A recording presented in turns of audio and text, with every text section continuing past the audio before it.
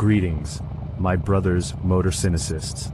Why might Renan Santos become the next president of Brazil, and why should that matter to you? Amidst escalating trade disputes with Russia and China, and issues related to international drug trafficking, a new governmental landscape is taking shape in South America. And one of the Global South's most important nations is poised to undergo the most significant election in its history. But who is Renan Santos, one of the most disruptive candidates in Brazilian history? What are his positions on international politics? What are his plans for Brazil? And how might this influence U.S. foreign policy? In this video, we will address the fundamentals of his policy, analyze its implications for Brazilian politics, and examine how the implementation of his government plan will affect the Global South and the USA. A very warm welcome to another video on the channel. Inter-American Strategic Convergence: Why Renan Santos' government serves the geopolitical and economic interests of the United States. In the global geopolitical scenario of the 2020s, the Western Hemisphere faces structural transformations that require a deep re-evaluation of the United States' international alliances. The rise of great power competition, the vulnerability of global supply chains concentrated in Asia, the expansion of transnational organized crime, and political instability in Latin America impose on Washington the need to find a sovereign, predictable, and ideologically pragmatic partner in South America. Historically, the Brazil-US bilateral relationship oscillated between the anti-Western populist rhetoric of the Workers' Party left and the chaotic, erratic, and uninstitutional alignment of the Bolsonarista right. The emergence of Renan Santos and the Mission Party, whose doctrine and government plan are systematized in the Yellow Book, represents a paradigm shift.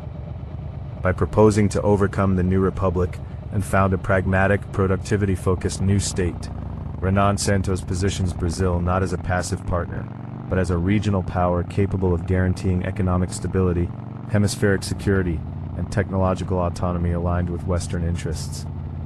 The architecture of the Yellow Book demonstrates a direct convergence with U.S. national security, foreign policy, and geoeconomic priorities.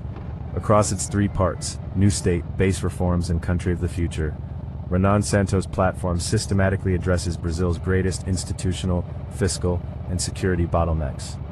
For the United States, the transformation of Brazil into a disciplined nation with balanced public accounts, crime under strict control, and an industry focused on critical minerals and cutting-edge technology is the best guarantee of a secure, prosperous Western Hemisphere immune to infiltration by adversary powers. Geopolitics of critical resources and nearshoring: the end of dependence on Beijing. The aspect of highest direct geopolitical relevance to U.S. national security in the Yellow Book is found in Chapter 11, Cum Mente et Malio, Rare Earths and Industry. The contemporary world lives under the threat of the monopoly exercised by the People's Republic of China over the value chain of rare earth elements and strategic minerals. Beijing controls over 90% of global rare earth refining and nearly all high-performance permanent magnet manufacturing, which are indispensably used in cutting-edge fighter jets, such as the F-35, missile guidance systems, robotics, electric vehicles, and quantum defense infrastructure. This monopoly grants China the role of global technological gatekeeper, capable of paralyzing the U.S. defense industrial base through strategic embargoes. According to data presented in the Mission Party's government plan, Brazil holds the second largest geological reserve of rare earths on the planet, accounting for about 23% of world reserves, approximately 21 million metric tons of rare earth oxides, according to USGS data. However, Brazilian tradition has been one of mere raw ore export, subsequently importing high-value added processed products. Renan Santos proposes a complete rupture with this passive extractivist model. The Yellow Book outlines an integrated plan to vertically integrate the national rare earth chain across 8 successive stages, from extraction and chemical separation to refining, alloy production, manufacturing of magnets, motors, battery components, and military and civil semiconductors. For Washington, Renan Santos' victory represents the creation of a secure Western alternative to the Chinese critical minerals monopoly. Unlike previous governments that flirted with ceding mining assets to Eastern state-owned enterprises or kept the sector paralyzed by bureaucratic hurdles, the Mission Party explicitly advocates building structured strategic partnerships with Western technological powers. namely the United States, the European Union, and Japan, for technology transfer, private capital attraction, and the direct integration of Brazil into U.S. defense supply chains. This mineral sovereignty strategy is operationalized through special economic zones, SEZs, presented in Chapter 10. The Northeast is the solution.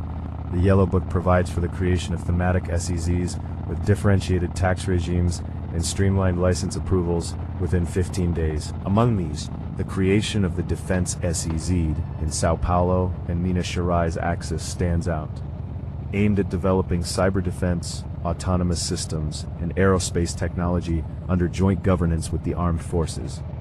The implementation of these special economic zones in the Brazilian Northeast offers the U.S. industrial sector the ideal opportunity for nearshoring and friendshoring.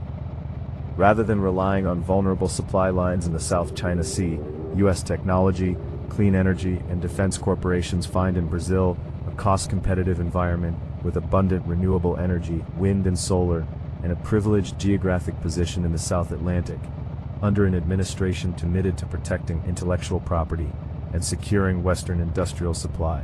Hemispheric security and asphyxiation of the narco-state, the doctrine of enemy criminal law. North American internal security is intrinsically linked to the stability of South American institutions. Over the last 3 decades, the proliferation of transnational organized crime has transformed South America into a hub for narcotics production and distribution, money laundering, and political instability. As critically diagnosed in Chapter 2 of the Yellow Book, Arrested, Killed, Public Safety, Brazil is on the verge of consolidating itself as a narco-state, in which criminal factions such as the Primeiro Comando de Capital, PCC, and Comando Vermelho, CV, exercise parallel power, territorial control, and coercive governance over nearly 20% of the Brazilian population. Such organizations have evolved from local gangs into transnational economic conglomerates, utilizing crypto assets, surveillance drones, and urban guerrilla tactics. For the United States, the metamorphosis of Brazilian factions into transnational criminal actors represents a direct threat to the security of the Western Hemisphere. These networks fund illiberal regimes, destabilize borders in the La Plata Basin and the Amazon, and exploit the global financial system for money laundering. The Brazilian traditional political system's response to this phenomenon has been marked by the inefficiency of criminal procedural guarantees and operational paralysis. Renan Santos offers an approach that coincides with the vision of law enforcement and intelligence agencies in developed nations.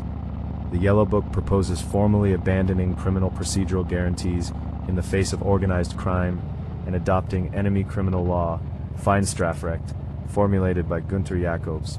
Santos' premise is clear. Individuals who join transnational criminal organizations have tacitly renounced the social contract and operate as secessionist insurgents, threatening the very existence of the democratic state under the rule of law. The Mission Party's government plan establishes the declaration of states of defense in crime-dominated territories, backed by a strict anti-faction law.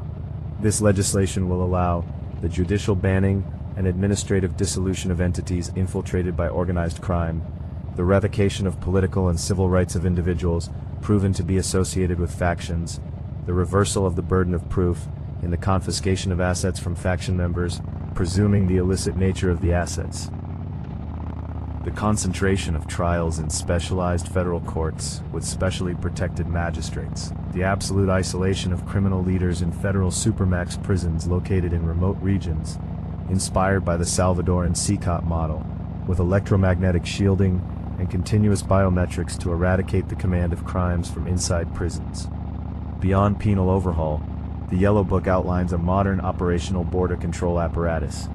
The proposal includes deploying 3D scanners at ports and airports, aerial and space monitoring of the Amazon, and automated financial asphyxiation.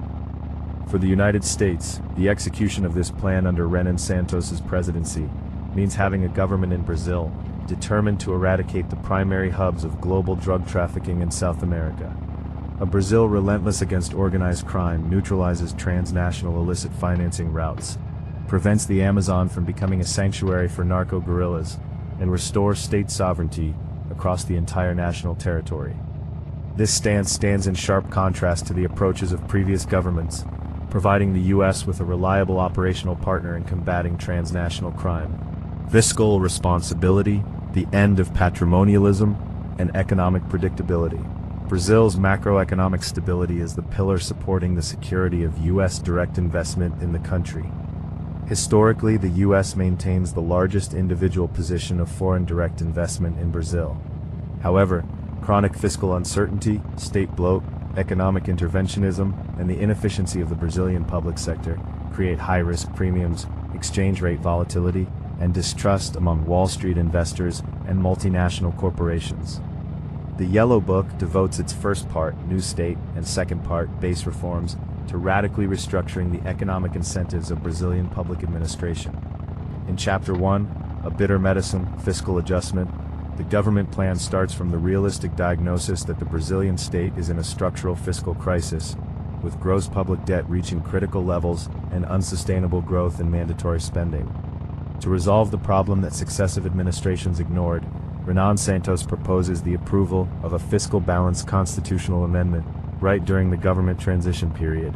This measure provides for the de-indexation of pension and social welfare benefits from the minimum wage, adjusting them strictly by inflation, the unlinking of federal revenues mandatorily applied to health and education spending floors, a deep review of wage bonuses, and a drastic reduction in corporate tax expenditures, generating an estimated savings of 1.1 trillion reais by 2031, about the end of super salaries in the civil service, and the rationalization of financial surpluses, incorporating contributions from the technical report Caminhos do Desenvolvimento by the Center for Debates on Public Policies.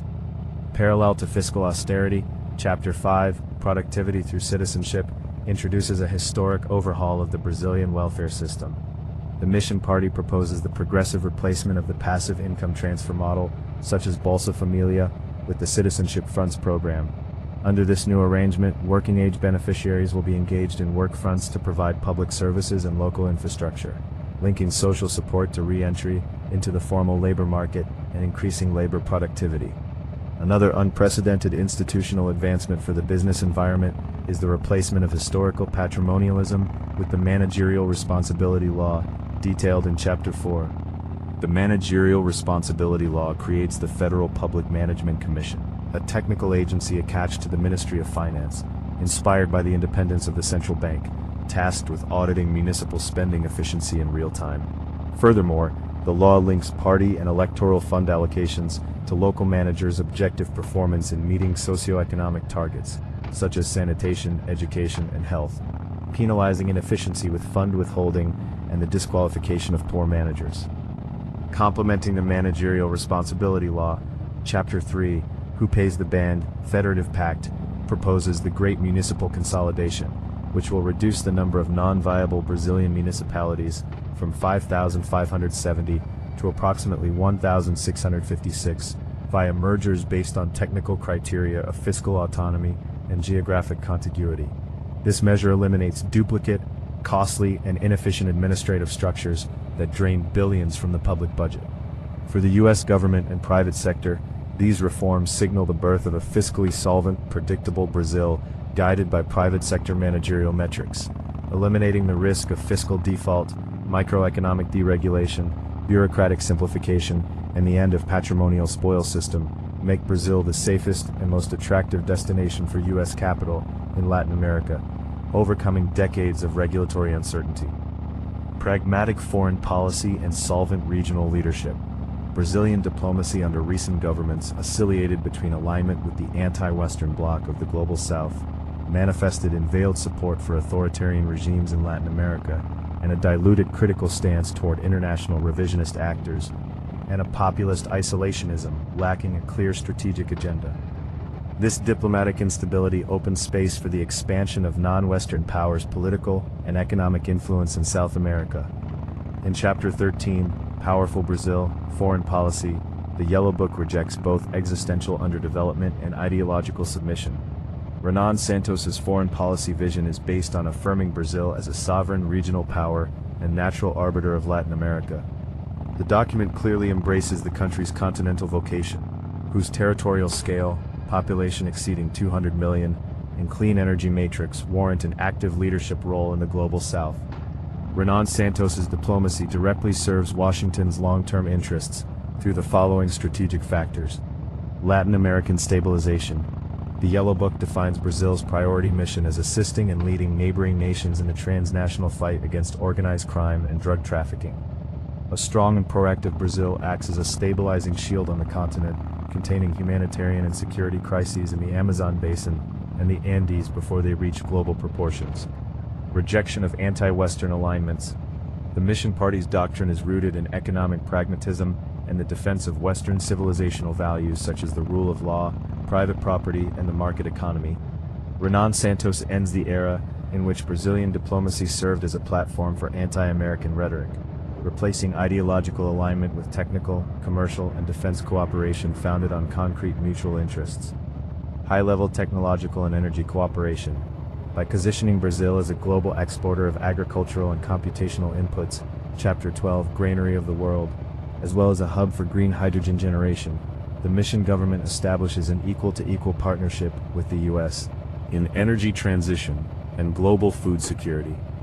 Furthermore, the national infrastructure modernization envisioned in Chapter 6, Rondon Mission, which aims to raise state and private infrastructure investment from 2% to at least 4% of GDP, includes expanding the rail network to 40,000 kilometers, completing transoceanic corridors, and expanding port capacity in Alcantara, Ilhéus, and Itaqui. The consolidation of these transport networks, integrated with the implementation of the Special Environmental License, ensures the efficient flow of Brazilian agricultural and mineral commodities to Western markets, strengthening the supply security of U.S. allies during global geopolitical crises. Transformation of human capital and cultural alignment with the West. A nation's long-term competitiveness and stability depend on the development of its human capital and the health of its cultural institutions. The Yellow Book diagnoses that Brazilian underdevelopment is not merely fiscal or infrastructural, but also educational and cultural. In Chapter 9, Form Elites, Cultivate the People, Education, the Mission Party plan tackles the deficits of the Brazilian educational system. Faced with dramatic PISA data indicating that 73% of Brazilian students lack basic proficiency in mathematics and half fail to achieve functional reading literacy, Renan Santos proposes an educational overhaul based on scientific evidence and high-performance track records, such as Cearás model and the phonic literacy method. The educational proposal in the Yellow Book reorients higher education towards STEM fields, science, technology, engineering, and mathematics, replacing ideological fragmentation with merit-based academic scholarships and establishing research centers focused on reindustrialization and rare earth sector needs. Additionally, restoring authority and order in classrooms through a disciplinary code of conduct and temporarily converting schools in high vulnerability areas to the civic military model ensures an environment conducive to learning and the training of qualified technical personnel.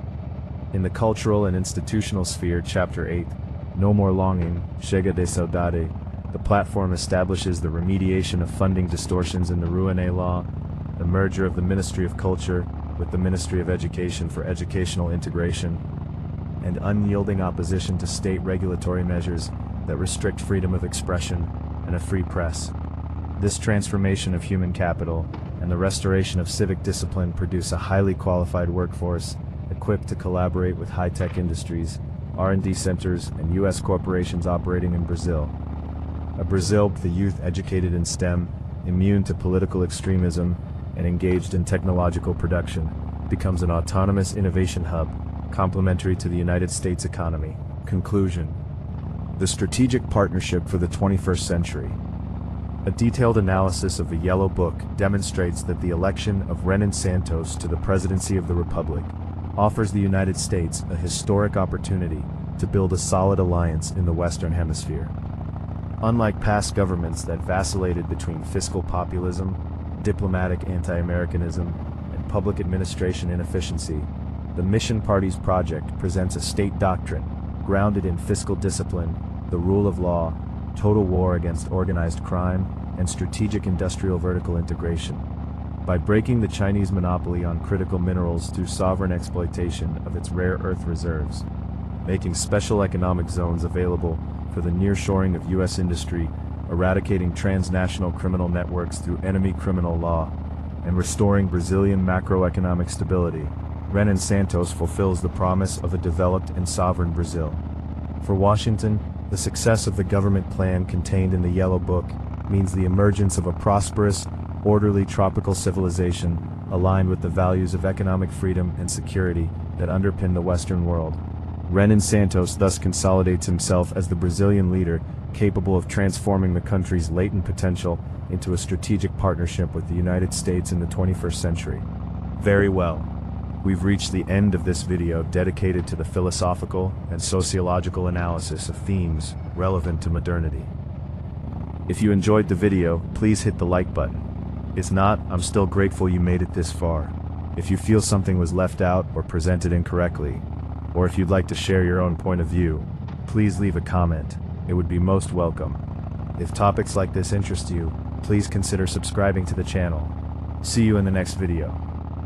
A fraternal farewell to all my motor cynicist brothers.